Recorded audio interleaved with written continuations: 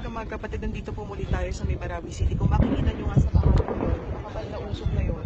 Dahil iyan doon sa patuloy na airstrike na ginagawa ngayon ng militar doon sa mga lugar na pinaniniwala ang stronghold pa rin na pinagpuputaan ng Maute at ng Abu Sayyaf Group. Mula pa kaninang umaga ng pagdating natin dito, walang tigil yung airstrike at wala ring tigil yung putukan na ating naririnig. Ayon doon sa ating source, naghiwa-hiwalay daw ngayon ng pwesto yung mga terorista na kalaban ngayon ng mga sundalo doon sa loob dahil yung isang lugar na pinagkukutaan nila ay tinamaan ng bomba sa patuloy na airstrike na ginagawa ng military.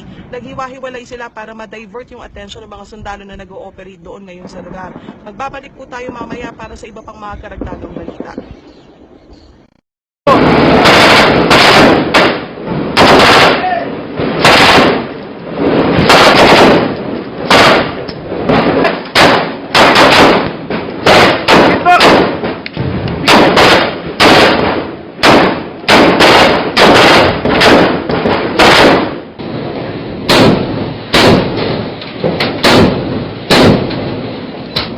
Fire.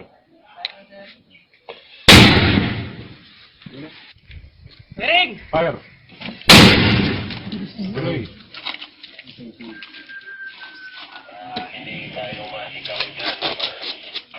Fire! Good.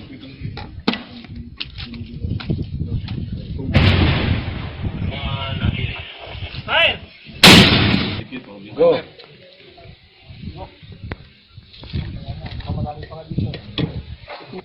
Firing!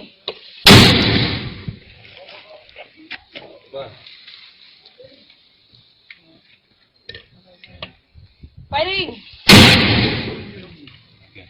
Nangako si Pangulong Rodrigo Duterte na hindi niya pagbibigyan ang Maute Group. Ayon sa Pangulo, masakit para sa kanya ang pagkamatay ng mga sundalo dahil sa bakbakan sa Marawi. Kaya hindi raw siya titigil hanggat hindi napapatay ang lahat ng terorista sa Mindanao. Sinabi rin ng Pangulo na walang ideolohiya ang Maute Group. Sinira rin daw ng mga ito ang imahe ng Islam. There is no redeeming factor at all itong terrorism. And they all want is to kill and destroy. Okay ako sa MIMN, but I will never talk to the terrorists. And there will never be forgiving them. And that war in Marawi will continue until the last terrorist is taken out. Wala na tayo. We are beyond yung mga kapritsoso na ano. At this age, we always want our country safe for our children. Kaya, gano'n na lang ang galit ko sa mga kapwa ko na Maranao. Sabi ko, galit ako sa inyo, bakit ninyo pinapasok itong mga putang ina na to? Why did you allow the terrorists, and they could not have built that kind of ordnance until now marami pa sila. Most of our soldiers suffering and the police, puro shrapnels, puro explosives. And saan sila nakaipon na ganoon karami? This has to be looked into maybe after the fighting. But it really disturbs me because I declared martial law. And I was the one who ordered them to go there to fight and to die. Mahirap yan sa konsensya, mabigat. It is not really a guilt feeling, but it is almost akin. Mura, bukat kayo na unaon sa ako.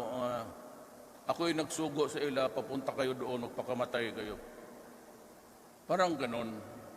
So I'm always praying that this war will end as fast as it can ever be.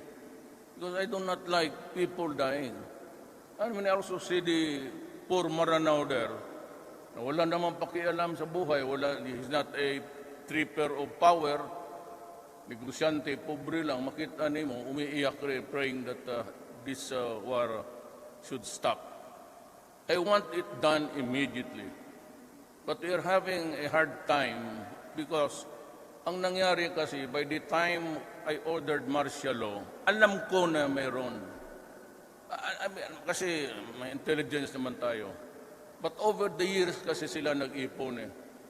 We never realized the magnitude of their preparation sa kanilang mga paputok. Tapos dumating tayo doon, nakapwesto na sila, yung mga snipers nila. Ang tayo naman, we had to practically climb upward. Pagkano yung mataas yung Marawi? It's a hilly place. Yun ang let's say doon. So, anyway, I always say to the troops that, I'm very sorry to hear it, but I hope you'd understand that I have this constitutional duty. Kaya kung hindi ko rin gawin ang trabaho ko, ako ang makukulong. And more in shame because para akong nagtalaw. So I had to do it because if not, we would have lost Marawi in a matter of days. At maka-establish sila, makapagyabang sila that they have an Islamic state. Wala akong problema sa Islamic state or province. I can understand it because we are a mixed here. I would like it to happen. That's why in my government when I was mayor, may mayor ako sa,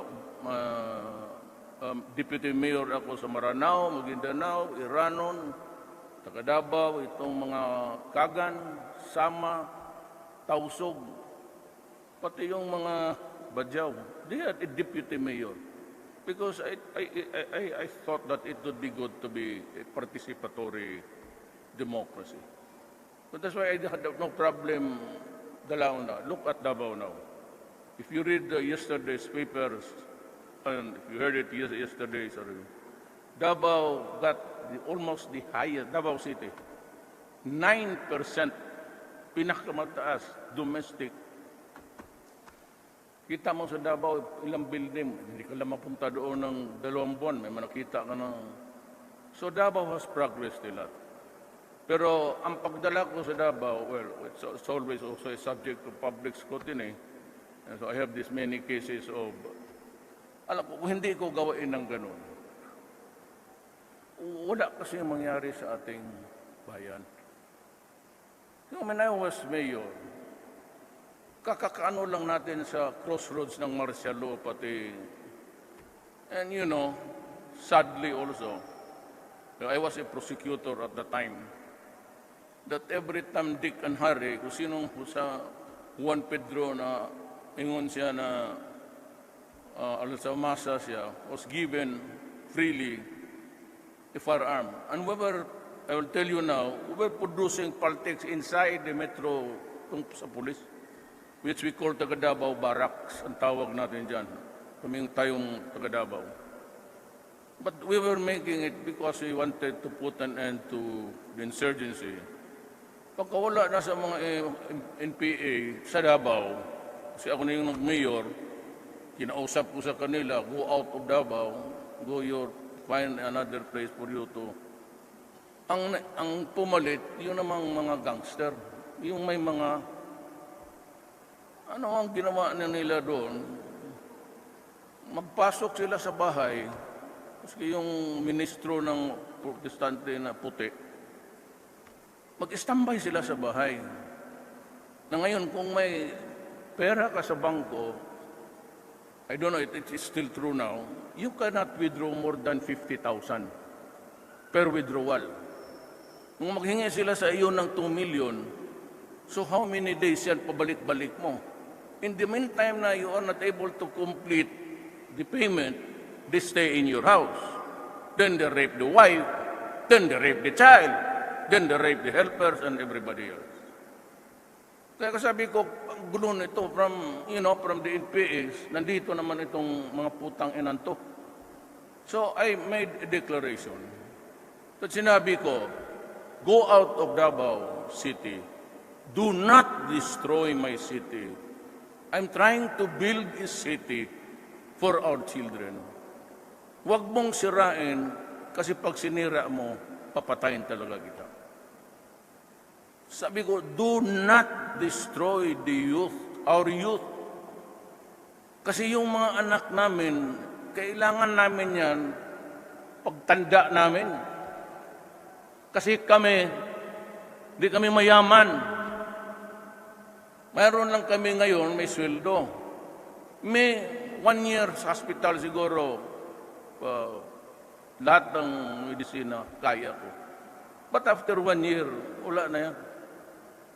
Mahal ang medisina, ang kwarto, tagpilang bayrani mo, nilibo. Kung mga anak natin sira ang uno, who will feed us?